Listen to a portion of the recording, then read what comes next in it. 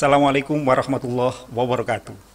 Anak-anak sekalian, berjumpa kembali dengan Bapak dalam pelajaran PPKN.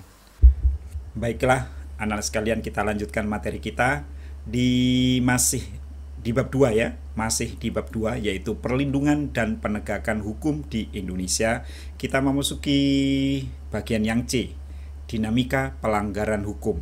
Dan materi yang kita bahas kali ini adalah berbagai kasus pelanggaran hukum. Ya, mari kita langsung menuju ke materinya, anak sekalian. Berbagai kasus pelanggaran hukum. Anak sekalian, tidak bisa kita pungkiri bahwa walaupun sudah ada hukum yang berlaku di Indonesia, bermacam-macam hukum yang berlaku di Indonesia, namun kenyataannya masih banyak sekali pelanggaran-pelanggaran hukum yang terjadi di Indonesia. Anak sekalian, contohnya kalian tentu tidak bisa menutup mata dengan adanya misalnya perampokan, pembunuhan, pemerkosaan,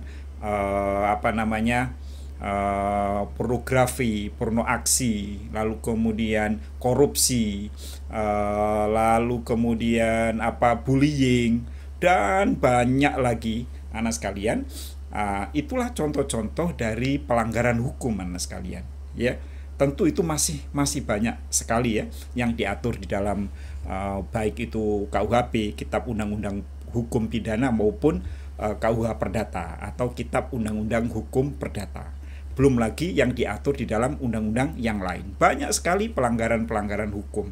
Nah, anak sekalian, apa sebenarnya pelanggaran hukum itu? Mengapa terjadi pelanggaran hukum? Nah, ini yang menjadi bahasan kita pada video kali ini. Yuk kita lanjutkan ya.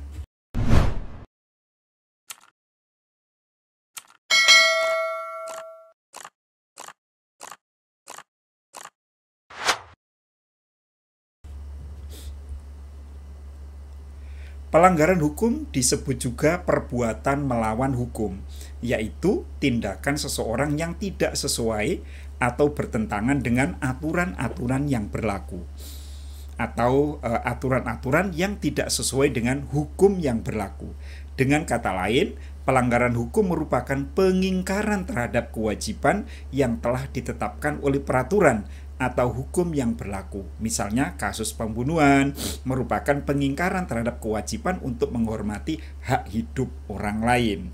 Nah, makanya anak sekalian, di materi bab 2 yang pertama Bapak sudah katakan bahwa bab ini sangat berkaitan dengan bab 1 kemarin tentang kasus-kasus pelanggaran hak dan pengingkaran kewajiban. Di sini dikatakan anak sekalian bahwa pelanggaran hukum itu adalah terjadi jika seseorang tidak melakukan kewajibannya terhadap hukum yang sudah ditentukan. Salah satu hal pokok yang sering terjadi, kenapa terjadi pelanggaran hukum, adalah karena masih banyak di antara kita ini tidak menghormati hak orang lain. Padahal menghormati hak orang lain itu adalah suatu kewajiban. Seandainya di antara kita ini tidak ada atau sedikit sekali yang melakukan ketidakhormatan kepada hak orang lain, maka tidak akan ada pelanggaran hukum. Baik, kita lanjutkan lah sekalian.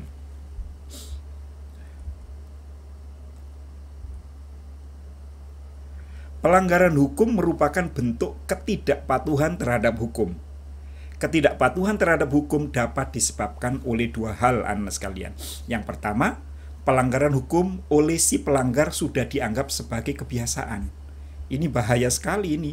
Jadi di masyarakat, di tengah-tengah masyarakat kita ini ada yang mengatakan, ada yang melakukan bahwa melanggar hukum ini sesuatu yang biasa saja, nggak perlu ditakuti, ya, nggak perlu menjadi bahan pembicaraan. Contohnya misalnya anak sekalian, kalian belum punya SIM atau license tapi sudah memiliki kendaraan. Memiliki SIM itu syaratnya adalah usia 17 tahun, karena setelah memiliki KTP, ya, karena memiliki KTP itu syaratnya adalah umur 17 tahun. Namun kenyataannya di Indonesia banyak anak-anak yang usia SD, SMP punya sepeda motor dulu atau sepeda motor keluarganya dipakai ke sekolah atau kemana saja, ke jalan raya. Dan itu dianggap biasa saja. Bahkan seolah-olah mereka nggak tahu bahwa itu adalah pelanggaran hukum. Ditambah lagi tidak memakai helm, ditambah lagi motornya perlengkapannya itu tidak lengkap. Nah, ini bahaya anak sekalian. Kalau sekedar pelanggaran saja, sanksinya denda masih tidak apa-apa. Lah kalau misalnya merampok, mencuri, melakukan pelecehan, lalu kemudian membuli, ya, yang sering juga membuli, ini dianggap biasa. Wah, ini sangat berbahaya. Misalnya yang sering Bapak katakan di kelas itu, bullying ketika temanmu sedang ulang tahun. Anak sekalian ya, kalau sekedar mungkin menyiram dengan air ya, atau misalnya memberi ngeprank dengan kejutan, masih nggak apa-apa. Ceritanya yang terjadi adalah sering anak-anak yang meninggal di saat ulang tahunnya. Pernah ada mahasiswa yang ulang tahun lalu kemudian sepatunya dilempar ke danau, lalu kemudian dia mengambil sepatunya padahal dia nggak bisa berenang dan akhirnya mati. Ada juga siswi SMA ya, yang ulang tahun lalu kemudian diikat oleh temannya di tiang listrik lalu disiram, akhirnya tersetrum oleh listrik dan meninggal. Ada lagi yang saat ulang tahun dilempar dengan telur lalu kena matanya menjadi buta. Wah, ini sangat berbahaya. Padahal ini dianggap biasa ini oleh teman-teman kalian. Makanya oleh Bapak sering menganjurkan, kalau ada teman yang ulang tahun jangan dibully, ya. Kasih surprise. Kalian iuran di kelas, lalu kemudian kalian kasih kado, kasih selamat, kalian doakan, itu kan bagus daripada harus diprank, kasihan ya. Yang kedua, ketidakpatuhan terhadap hukum dapat disebabkan oleh hukum yang berlaku sudah tidak sesuai dengan ketentuan tuntutan kehidupan. Artinya hukum ini udah kuno ya, sudah tidak mengikuti perkembangan zaman lagi, sehingga orang-orang tidak lagi mematuhinya. Ya, anak sekalian. Oke, kita lanjutkan.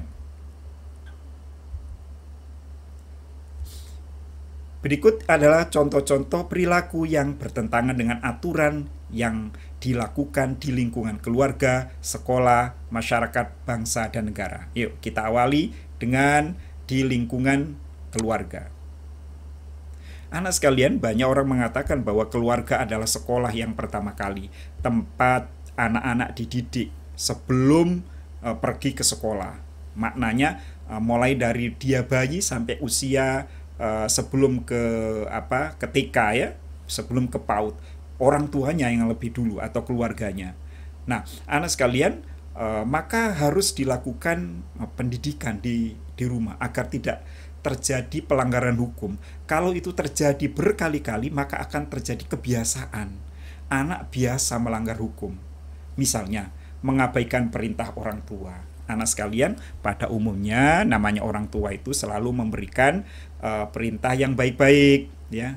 Tolong sapu misalnya, tolong rapikan tempat tidur, tolong bantu ibu di dapur misalnya ya, menata sepatunya sendiri dan lain sebagainya. Nah, kalau itu diabaikan, lama-lama menjadi kebiasaan, maka anak sekalian lahirlah benih-benih pembangkangan ya terhadap orang tua. Anggap saja orang tua itu adalah pembuat peraturan di rumah.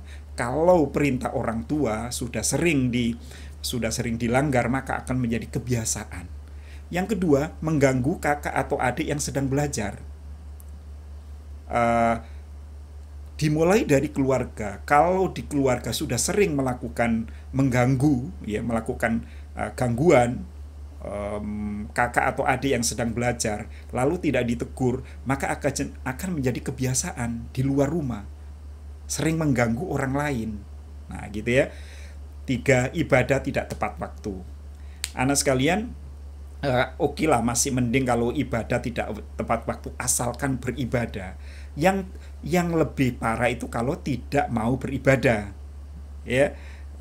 Jadi ya lebih bagus kalau ibadahnya tepat waktu. Bagi Bapak yang namanya tepat waktu itu adalah pada waktu yang sudah ditentukan.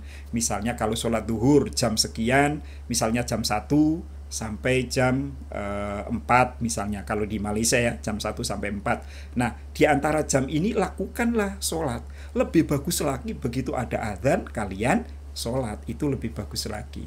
Nah kalau perintah Tuhan saja sudah diabaikan, apalagi perintah manusia. Oke ya, kita lanjut. Menonton tayangan yang tidak boleh ditonton oleh anak-anak. Ya, kalau nonton TV itu ada U13, U18 ya, atau U saja umum ya. Nah, ini harus dipatuhi.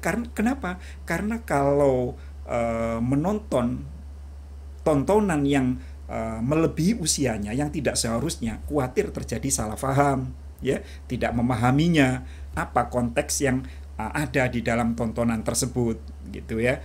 Nomor 5, nonton TV sampai larut malam, ya. Ya, tahu sendiri ya. Nah, tapi kalian misalnya main game ya sampai 1 malam penuh, apalagi meninggalkan pelajaran, ini adalah benih-benih ketidakpatuhan terhadap peraturan. Padahal aturan di rumah, anak-anak sekalian jam sekian, jam 8 sampai jam 10 belajar, setelah itu istirahat sebentar, jam 11 tidur misalnya.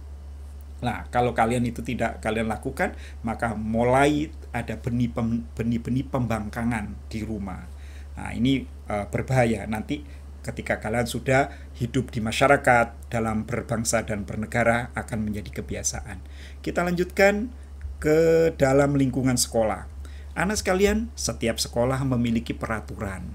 Ada peraturan yang sifatnya umum, misalnya datang tepat waktu misalnya. Tapi ada peraturan-peraturan antara sekolah yang satu berbeda dengan sekolah-sekolah yang lain. Yang jelas setiap sekolah punya peraturan. Nah, anak sekalian, kalau di sekolah sudah mulai ada benih-benih pembangkangan terhadap peraturan yang berlaku, lah inilah mulai adanya pelanggaran hukum di sekolah. Misalnya menyontek ketika ulangan. Bapak rasa di sekolah manapun ini menjadi peraturan yang umum. Setiap sekolah tidak boleh menyontek. Ya, tidak boleh menyontek. Baik kepada temannya atau membuat catatan sendiri. 2, datang ke sekolah terlambat. Ya, ini juga umum. Bolos mengikuti pelajaran juga melanggar peraturan. Pasti setiap sekolah punya peraturan seperti ini. Tidak memperhatikan penjelasan guru. Ya, ini juga melanggar tata tertib sekolah atau tata tertib kelas ya. Kalau guru menjelaskan, setidaknya hormati dengan cara mendengarkan ya. Kalau kalian tidur atau kalian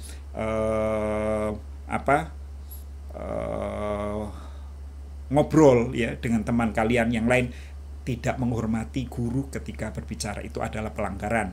Berpakaian tidak rapi dan tidak sesuai dengan yang ditentukan sekolah. Tentu banyak lagi anak sekalian ya, pelanggaran-pelanggaran peraturan-peraturan yang berlaku di sekolah. Dan kalau kalian tidak melakukan, termasuk ke dalam pelanggaran hukum di sekolah. Kita lanjutkan sekarang di dalam lingkungan masyarakat. Mangkir dari tugas ronda malam, ya misalnya, atau siskamling ya. Namun di beberapa kawasan atau di perumahan khususnya komplek biasanya tidak ada ronda malam karena sudah iuran, menyewa satpam ya, menyewa hansip ya, untuk untuk mengamankan lingkungan.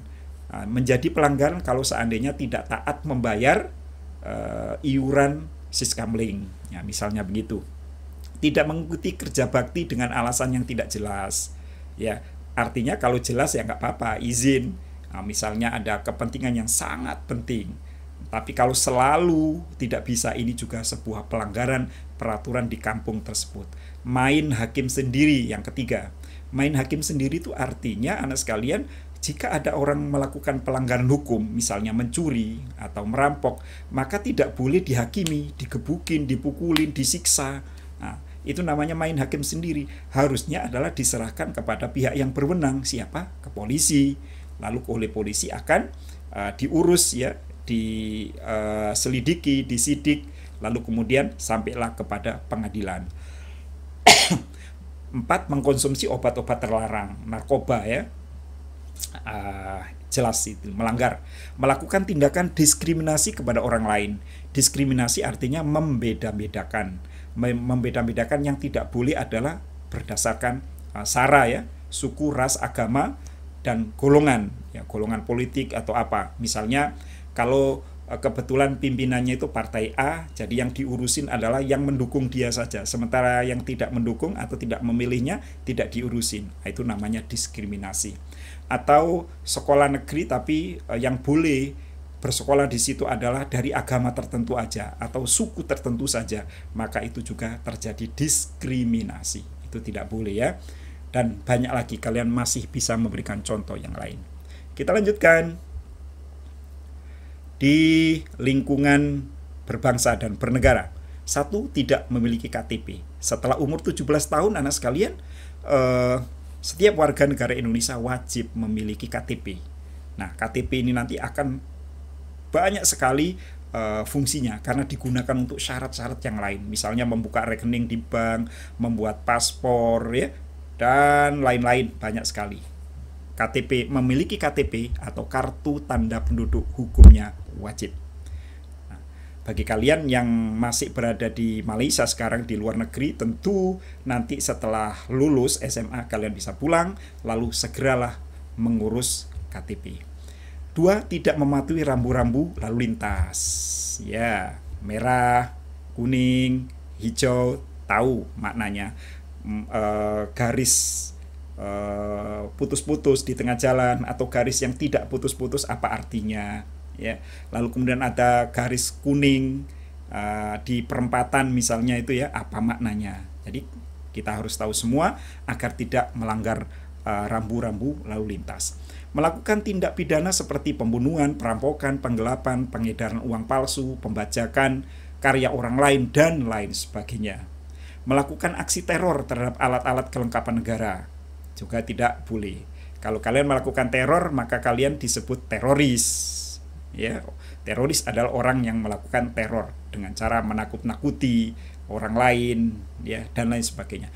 Tidak berpartisipasi dalam kegiatan pemilihan umum, itu juga termasuk di dalam pelanggaran pelanggaran hukum di kehidupan berbangsa dan bernegara. Ya, oke, anak sekalian, kita lanjutkan.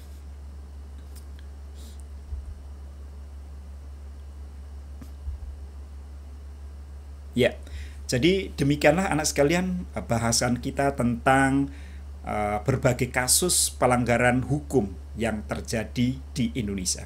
Mudah-mudahan video ini bisa membuat kalian menjadi paham dan kalian tidak melakukan pelanggaran-pelanggaran hukum, baik di rumah, di sekolah, di masyarakat, maupun di dalam lingkungan berbangsa dan bernegara. Sehingga terciptalah kehidupan yang rukun, damai, sentosa, adil, makmur, seperti yang didambakan oleh setiap manusia. Terima kasih atas perhatiannya dan mohon maaf jika ada kekurangan. Terima kasih. Assalamualaikum dan salam sejahtera.